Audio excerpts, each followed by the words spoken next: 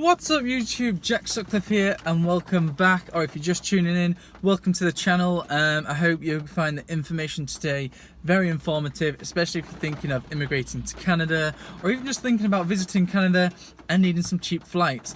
Anyway, like the title of the description is, let's get down to cheap flights and the best options.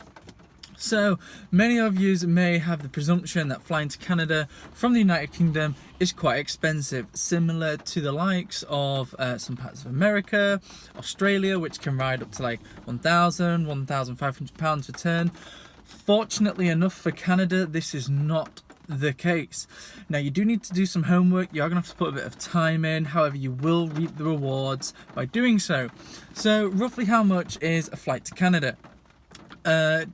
Varies like anywhere, as you've probably imagined. It can vary from as little as £180 way up to £500–600 depending on the time of year and who you're flying with and a bunch of other things.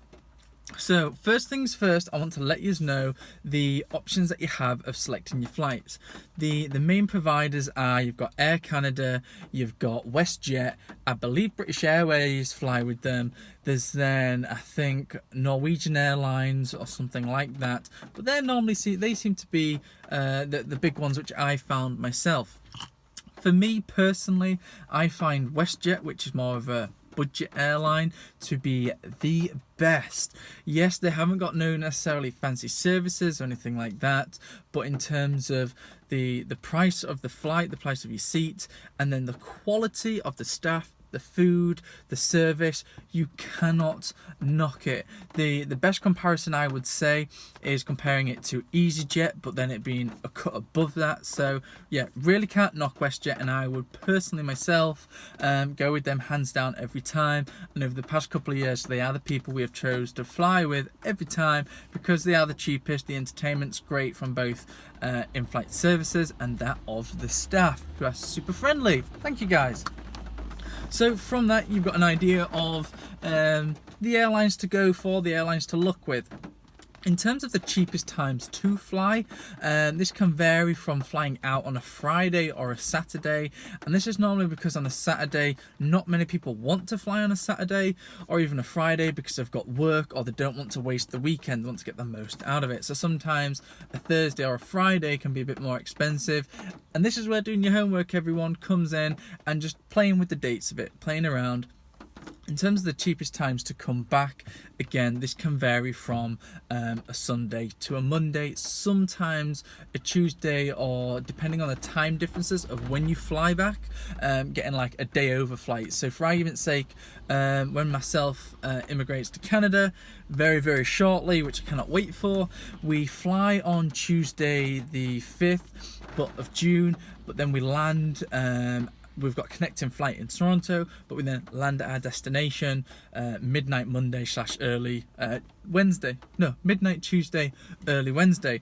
So for some people this can be really discouraging. Not many people want them flights, so they're gonna really knock them prices down to get them seats booked.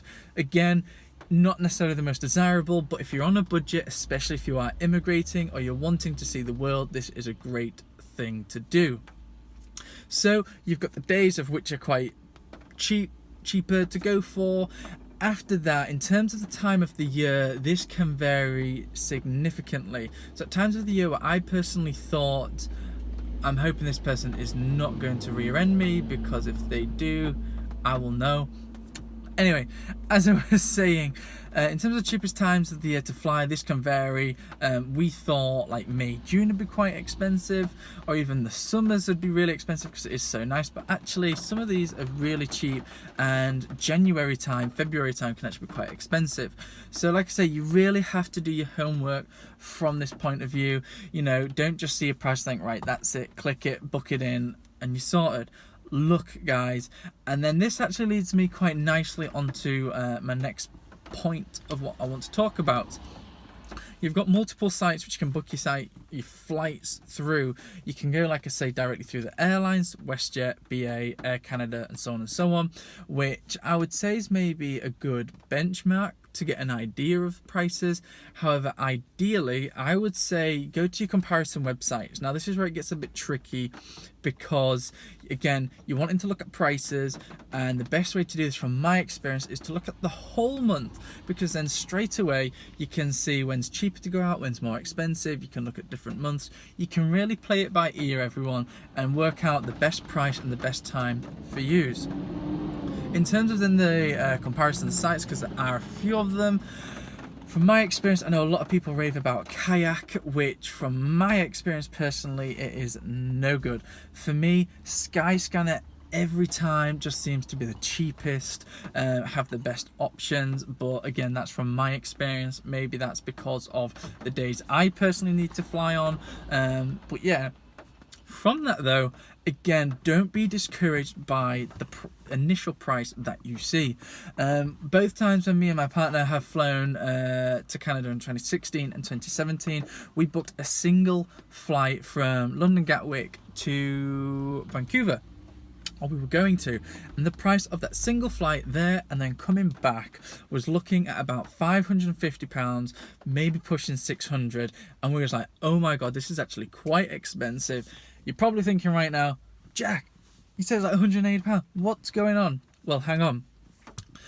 That one flight return, like I said, we're going to cost £500-600. So what we did was we thought, you know what, let's actually look at what the price is to go from London to Vancouver for a few days, and then from Vancouver to Calgary for a few days, Calgary to Ottawa for a few days, and then fly back from Ottawa to London. And this was all over a 2.5 week period. So it's not like we're just getting multiple connecting flights. This is proper flights stopping somewhere for a period of time.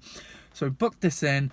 Price that we got was about £450. Now, we were absolutely baffled by how can an extra 3-4 flights, proper stop off, you were there for a couple of days and then get back on the plane, be cheaper than one flight return.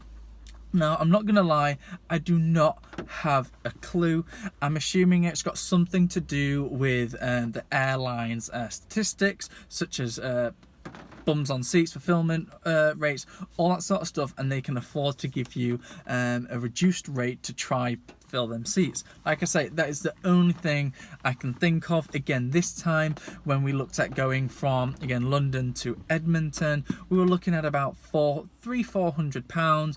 We booked London to Edmonton, Edmonton to Ottawa, Ottawa back. Again, we were at each place for a couple of days, and again, the price actually went down by about £50, and we ended up paying about £350-400. Again, cannot complain. So I'm really happy with that. I get to see more of the world, and my money goes further. That then actually brings me on to the last but not least point, which is, let me just straighten this back up because I've just had to move it. There we go. So yeah, as I was saying, this brings me on to my last point, which, depending on which airline you're going to go for, they each have their own reward system, which if you're going to be using them quite a lot, get yourself locked in, get that point system going, get the miles points, you know, do everything, because then while you're doing these flights, you're actually getting more points. If it's an air mile system, by seeing these multiple places at a lower cost, because you've got multiple flights, you're getting more air miles, thus more points. And then when it comes to immigrating, or for example, say booking another holiday, boom, you got some points, you can save some cash. So for us doing the trip to Canada in 2016, like I say, and that was only about 300-400 quid. Oh no, was it? No, 500 quid roughly for all them flights, as well as then in 2017, getting all mixed up now. Like I say, didn't cost as much, and we actually saved money. When we've then gone to rebook our flight from London, England to Edmonton, we've actually somehow managed to get about £150 in points, which actually saved us an arm and a leg, and we've pretty much got the flights for next to nothing. Cannot complain.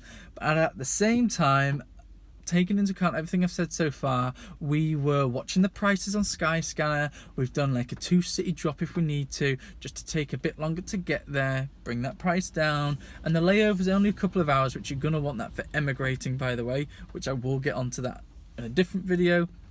So yeah, and we've got the right price, we've locked it in, we've brought it down by looking at the months, looking at the days, playing with them a little bit, whilst being mindful of work, what's better. Do we finish work earlier? Do we not? Blah, blah, blah. Anyway, that is it, everyone. Like I say, the main things: be flexible on your days, look at your days, be flexible on who you're willing to fly with, look at the whole months, because like I say, you would be amazed at how much they vary. Don't book it too early. I would say, you know, with Skyscanner, you could probably wait until about 4 to 8 weeks to get a good price.